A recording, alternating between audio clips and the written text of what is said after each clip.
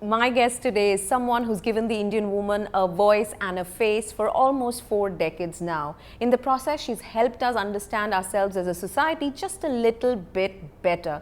In the protests and the media debate that followed the brutal gang rape and murder of the 23-year-old woman in Delhi in December, she has been a committed participant and commentator.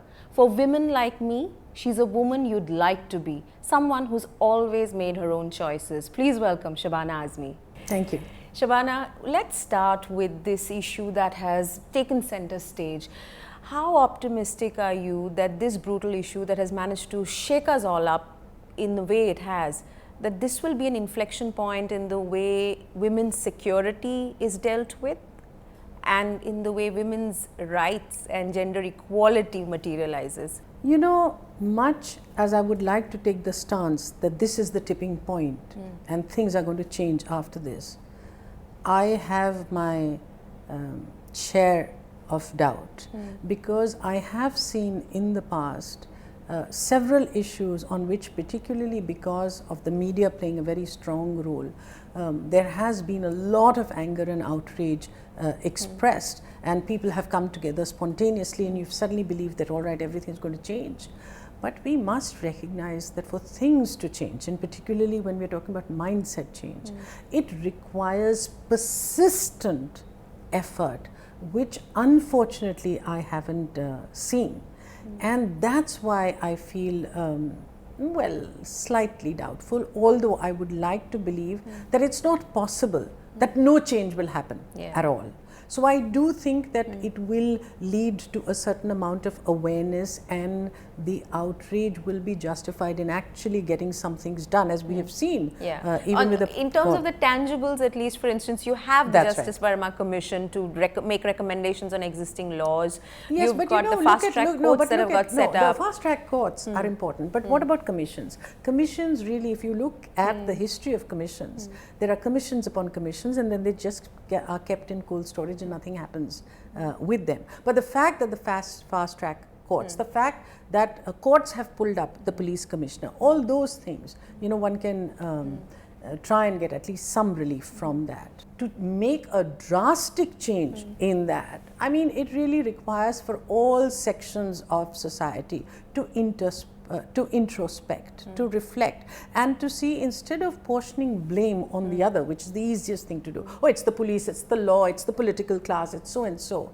I think the time has come for each of us to really introspect, look within ourselves, and see that in this required mindset change, what is the role that we can play. And I think if that is the spirit in which we take this debate forward, then some change will occur. Not if it is only so and so and so and so is to blame. It starts with me. How do I treat my son and my daughter? How do I treat my daughter-in-law? How do I treat the maid in my house? And then if I take responsibility for that, then something might start changing. And it adds up. So let's look at what both of us can claim to be part of, and that is the mass media, which conveys popular culture. So whether it's the movies or if it's the news and information.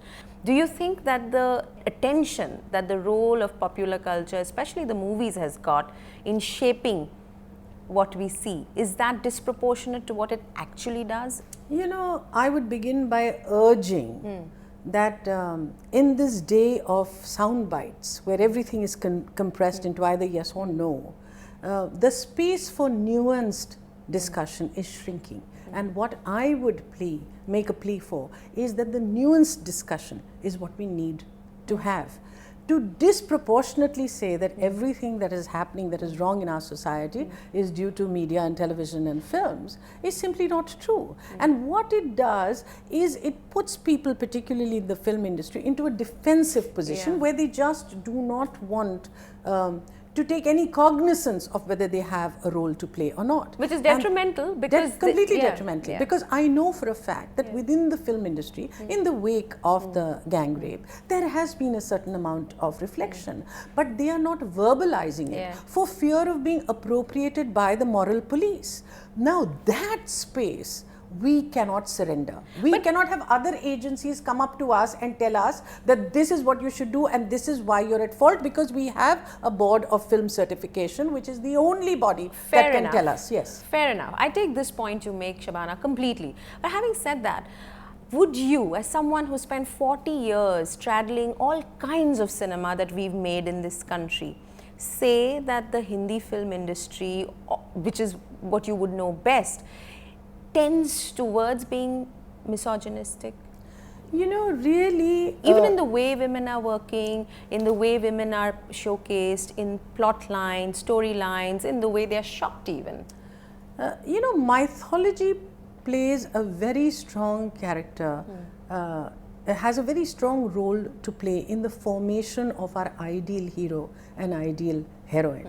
So, Ram as the ideal husband, the hero, and Sita as the quietly acquiescing wife have been our role models forever, because Hindi cinema depends heavily on mythology in creating these role models. I think that needs to change, because it is not reflecting the reality of people in our country today, and there is definitely a need to pull the woman out, because you know what is very interesting, even in the 60s and things like that, when there were lots of films that were made only around women, women-centric films that Meena Kumari had, or Nutan had, or Wahida Rahman had, they were largely women who were in the subservient position as a all-forgiving wife, as a understanding sister, all of that. I mean, in the 60s you had a film called Main Chup Rahungi.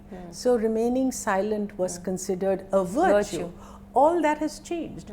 But I think in this search for the new woman, there is a lot of confusion. So you are willing to give her space up to a point, and then towards the end, in the climax, always it's a cop-out, because suddenly, even if she has a lot of spirit and the stemming of the shoe, then finally she falls at the hero's feet. So Shabana, I'm not trying to put you in a spot, because I do understand the point you make about let's have a nuanced debate. Let's not paint everything in cinema or in popular culture as black and, you know, not being fair to women. But having said that, in your experience, do you think that the film industry, given the just sheer impact it has on the way I see things as I've grown up, I've watched your movies, so I have a view of the way the woman should be, and luckily I watched your movies, you know. So having said that, do you think that the film industry needs to do more? And I also understand it is a business, and it's run by commercial interests which run the rest of society. So why should the film industry be, take the higher moral ground? You know, my whole involvement with the women's movement came after I worked in a film called Arth.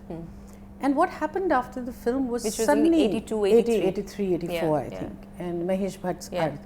And it was about the courage of a woman who walked out on marriage, in spite of the man saying, I'm sorry and I'd like to take you back. And she says, if I'd made the same mistake, would you have taken me back? And he's honest enough to say no.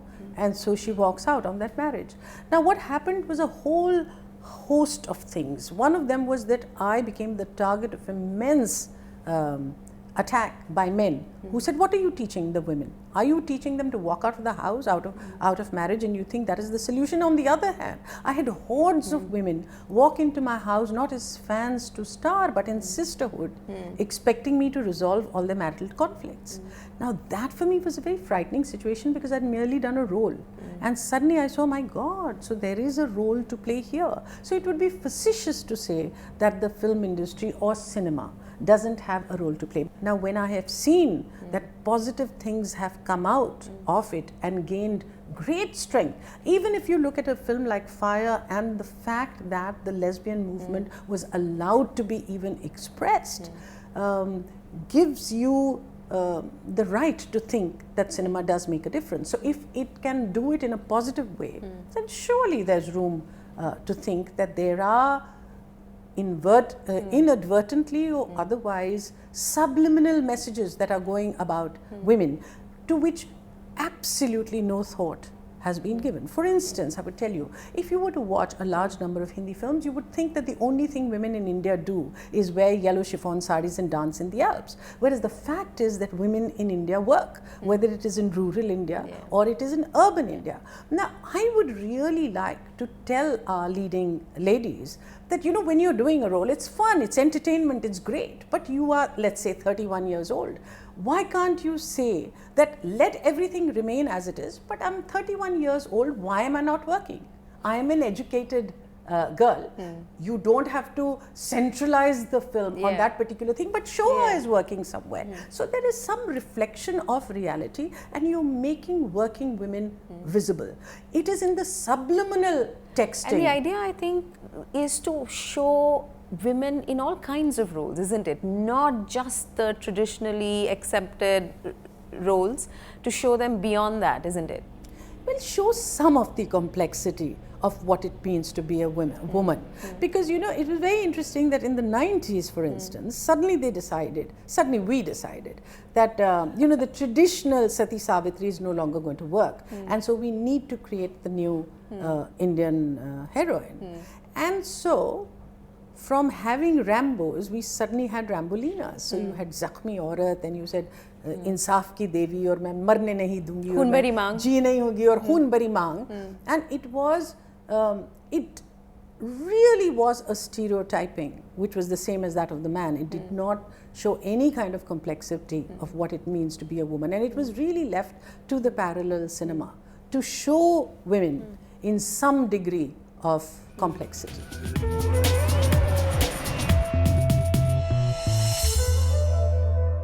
When we talk about the way women are seen, what you're talking about is very deep. It is about the roles they play, and therefore the kind of images that you will carry away and therefore expect to see and be comfortable seeing and accepting. Now, having said that, today when you see a film being marketed, no matter what the film is, one of the things that we use very much is the item number, okay? And I'm not, again, because this is a nuanced conversation, it's not that all item numbers are bad and it's horrible. I'm just curious because it makes me uncomfortable. I hear a lot of young women, a lot of people who've been commenting on this issue say that, you know what? There's nothing wrong with the item number. It's about choice. It's about a woman's right to flaunt the way she looks, her beautiful body. And, you know, that doesn't mean that she's provoking anything. It's just her right to be. And yet I can't help but wonder if it is a sort of very vicious victimization, because I feel I have the right to choose to be an item number, but what I end up doing is continue to be on display and be seen through the male gaze as a sex object primarily. I think some of this posturing that is happening today, and you have young women come up and say, I am not being commodified, I am celebrating myself. There is a very fine line between celebration of sensuality and allowing yourself to be objectified, and it is all in the intention of the filmmaker. It is perfectly possible to be completely nude and be beautiful and be fully clothed and look completely vulgar, because the business of cinema is about images. And so when you see fragmented images of a woman's bosom or her swiveling hip or a swinging navel, you rob the woman of all autonomy and make her an object of the male gaze. There is a difference because voyeuristic camera angles and dirty lyrics do not talk about the celebration of women, they commodify her, which is completely different from celebrating your sexuality and saying, I'm on top of the other. And so that's why I would urge our leading ladies to make a discerning choice. And I think some of it is really just posturing. It isn't an informed opinion. I think if you can understand and then on the basis of an informed opinion say, no, this is what I choose to do, that's all right. That's fine, but at least be informed, at least be aware of subliminal messaging, at least be aware of what you think is a celebration is not actually that. Be informed is all that I am saying. I'd like to give an example from my own experience. You know, I come from this progressive liberal background, and I was working in movies that were talking about women's emancipation and all these wonderful roles. And yet, I remember that I worked in a film called Thodi Si Bewafai. It was in the early 80s, I think. And I was really satisfied with the film because at a time when women really did not have substantial parts, I had a part which was equivalent to that of Rajesh Khanna. The film was Silver Jubilee, and I was pretty cocky about it till I went into a women's discussion seminar, and where I was attacked by the women's movement, and I was very surprised, and I said, why are you doing this? And they said, what are you talking about, you having choice over here? The film, finally what it is saying is this girl who's had the courage to walk out of a bad marriage has to come back with her tail between her legs because she knows that her place is with her husband. And the husband says, Rajesh Khanna says to me, itni baat yaad rakho Nima, ke pati ke ghar ka dukh bhi maike ke ghar ke sukh se behtar hota hai. And it was like a revelation for me because I hadn't even thought of it like that. And that's what made me aware that informed choices are important.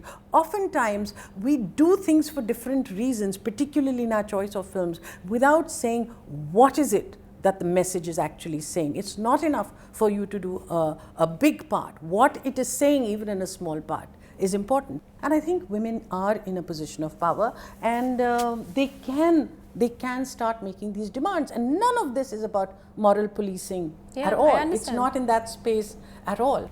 The lyrics, I mean, the lyrics are so coarse. They're so coarse, and you're inviting the man to come and eat you up, to attack you. You're actually inviting that, and you say, no, it's just the beat that I like. No, you have to be more responsible. But just what you said, it's not the same thing as saying, oh, you know, she's wearing very little clothing, so she asked for it. What you're saying is not that. That is the point. The point is why because we can't accept that. It's not, if I do an item number, doesn't mean that I'm provoking an attack. Under no circumstances whatsoever. And so that's the nuanced debate that I'm talking about. That just because I'm wearing a short skirt or because I'm flaunting myself, nobody has the right to come and attack me. That position, there can be no two opinions on that. But having said that, then what happens? And I'm really concerned more about subliminal texting. And in the portrayal of women, apart from the item number, because you see, it becomes very easy prey. Now, every week we have to find a new other and start attacking the other and positing all that is wrong with society. So for a while it has been the politician, and now it becomes the Hindi film. So we have to be careful about that. But within that, I think there is space for discussion and self-regulation, and for not being blind to the idea that art has the ability to create social change. And within today's structures, it is important to have subliminal texting.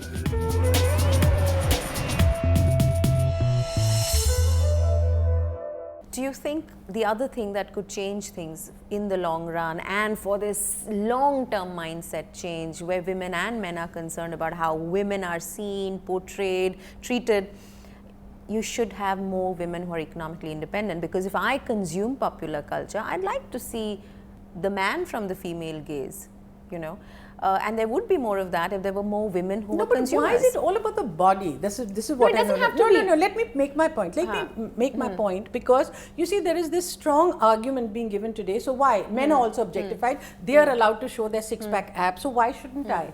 I am saying that investment in masculinity or femininity, investment in the body as a sign of masculinity or femininity can only be part of that. It cannot be at the cost of all other values of compassion, generosity, love, etc. There cannot be this overemphasis only on the body. There are other things that make a masculine man and a feminine woman. I take that point. But if there were more women with purchasing power, more women as consumers, would you see more realistic portrayal of women in popular culture? You know, not necessarily, because that hasn't actually happened. I think it's perfectly possible for a man also to have a gaze that is feminine. I'm not saying feminist, I'm saying feminine. If you look at filmmakers like Shyam Benegal, if you looked at John Schlesinger, if you looked at Roland Joffe, they're all people who have the yin and the yang perfectly balanced within them. And so they can have a feminine gaze.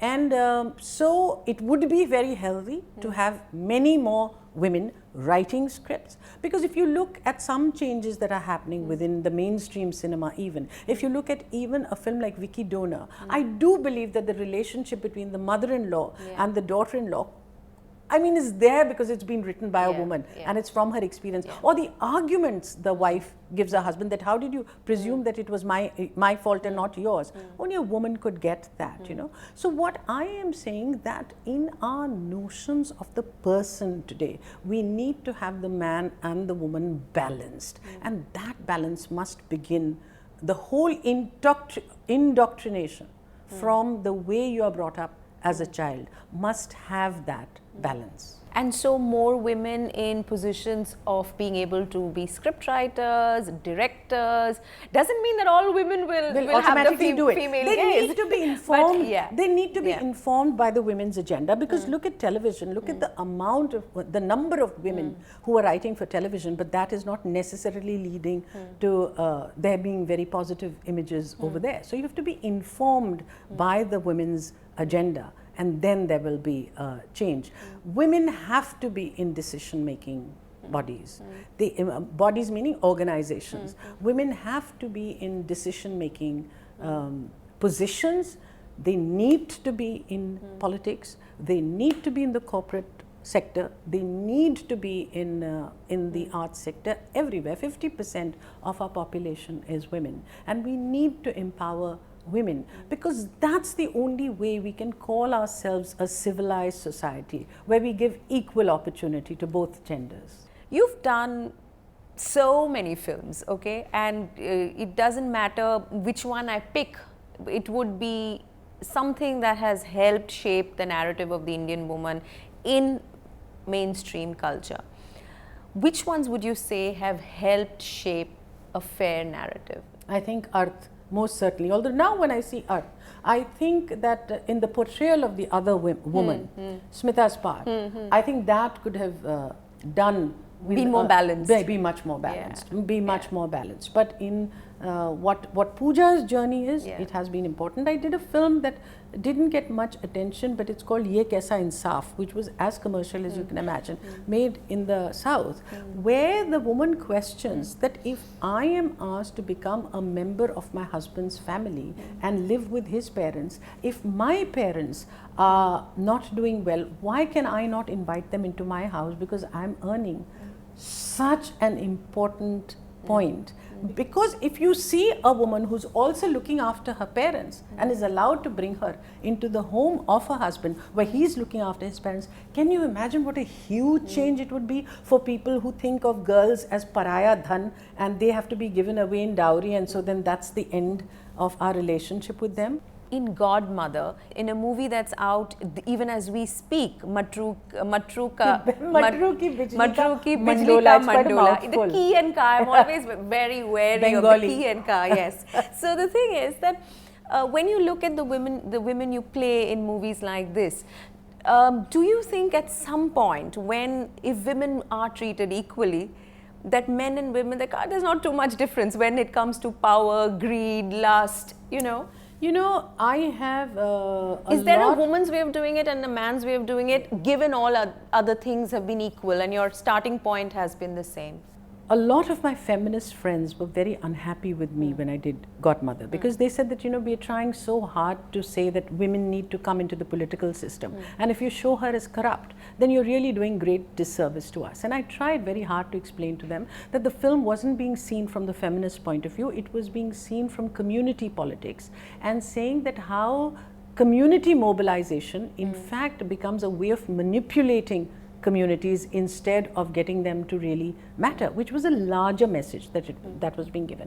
For instance, in Matru Ki Bijli Ka Mandola, I play a corrupt politician who's in for land grab, a complete hypocrite, and I really enjoyed playing her. Now, we cannot say that women cannot play any negative characters at all, because they have to be conscious of being of the message that they are sending out. That's right. Yeah, but then you have to look at within the larger context of the film, and then you balance it with an Anushka Sharma, who is the younger girl, who's doing everything that she can to say that the villagers are not exploited.